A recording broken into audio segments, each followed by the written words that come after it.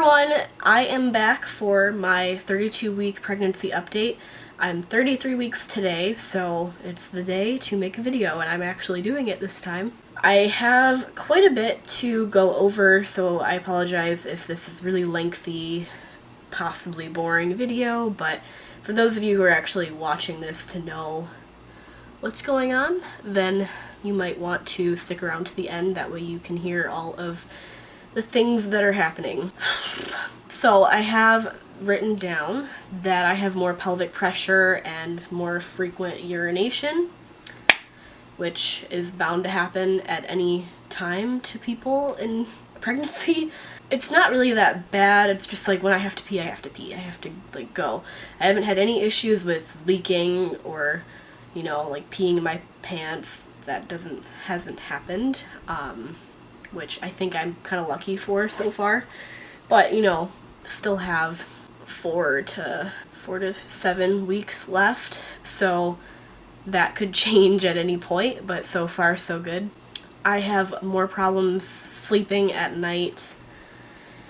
I need my body pillows. If I don't have them, I will not make it, and it's gotten to the point where she's like starting to move around on my hips, so I can feel her on my hips, and she's moving around lower, and if I don't have something propped between my legs, like me having them together, you know, like touching, my legs touching, I feel like I'm giving her less room, and it can cause some very uncomfortable movements against my hips and pelvic area. So I need those pillows every night, and it's still a hit or miss with sleeping. There'll be some nights where I just can't fall asleep, and my restless legs are terrible. I literally walked almost 3 miles on Sunday because I had my maternity shoot done at a park, and I did quite a bit of walking, and all that walking did not help by the end of the day. When I laid down to go to bed, I still had restless legs. I had to pace around my room just to get them to relax, and so that way I could sleep. But yeah, restless legs are still very prominent. A week ago today, when I turned 32 weeks pregnant, I had a prenatal appointment, because I do go every 2 weeks. And I have one again next week on Tuesday, but I ended up going Wednesday, and Phil actually went with me because he was off of work. Normally he works in the morning, so he doesn't have the ability to go with me to these appointments.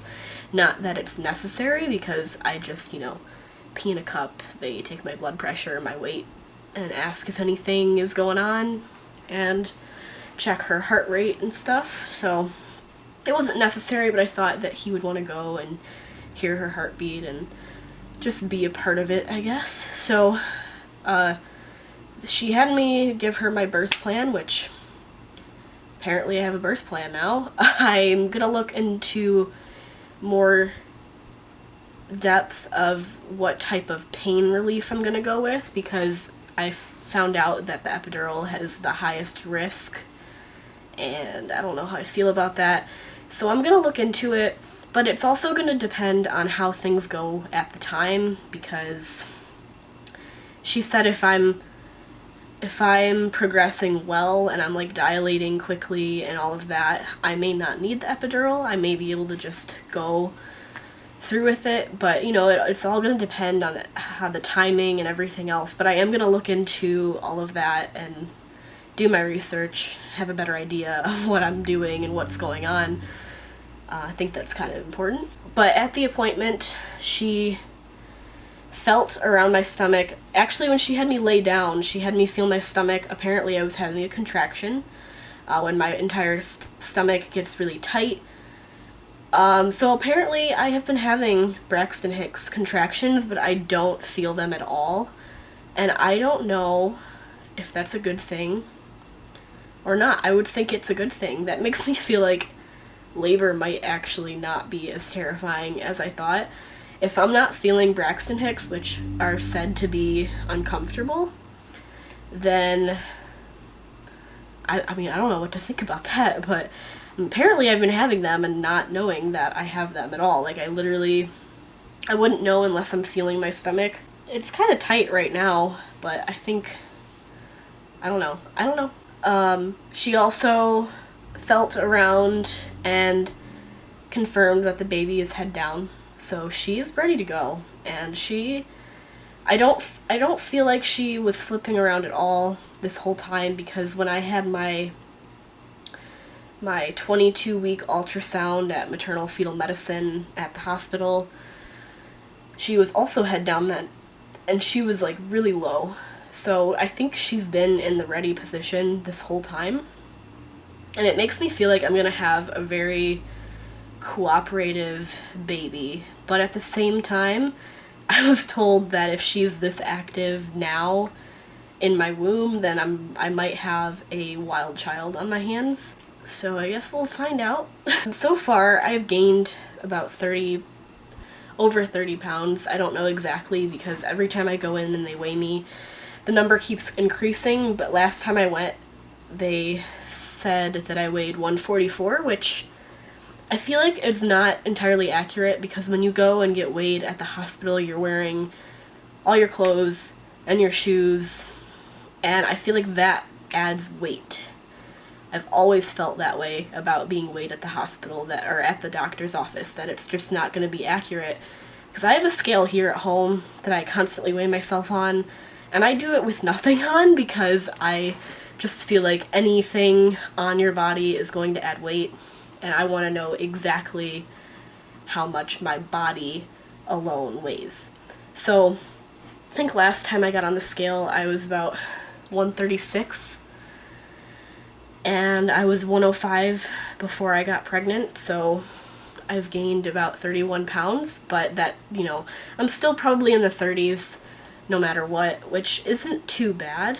I was really petite before this, so, and a lot of it's probably water weight.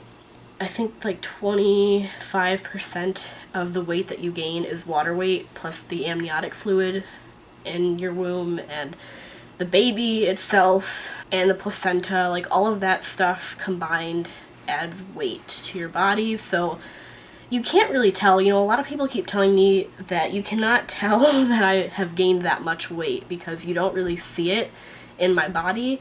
I personally think that I can see it a little bit in my face now. I didn't before, but I am starting to now.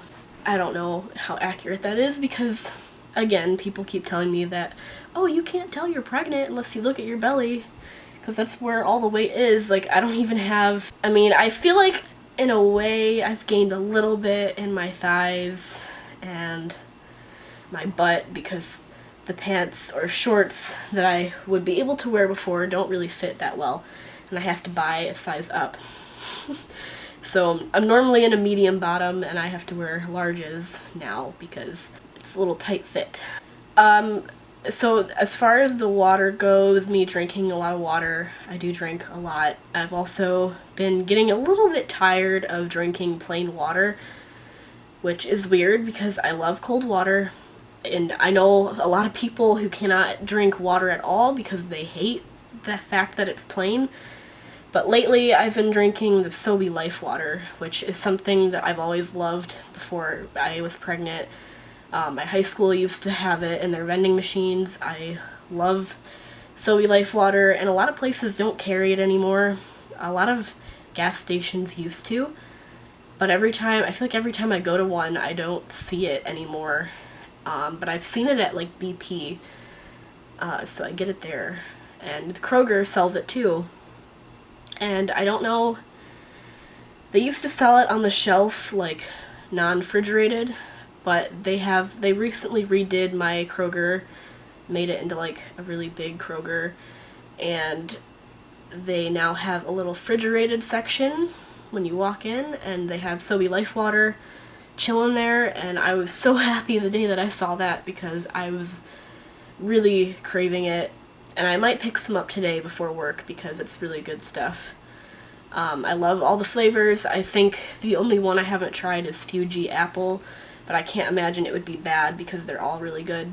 I have been trying to keep track of my sleep I've been wearing this is the Samsung Fit 2, which I haven't actually consistently worn since like January, but I've started wearing it again because it does track my sleep while I'm sleeping if I keep it on, and then I can transfer that to my bullet journal because that is actually something that I've been doing. I keep track of more things that I do from day to day because of the bullet journal, which is something I have yet to make a separate video about because I started bullet journaling at the beginning of June and it's now July, so I've been doing it for a month and I wanted to bring it up to you guys, but I just haven't gotten around to doing it.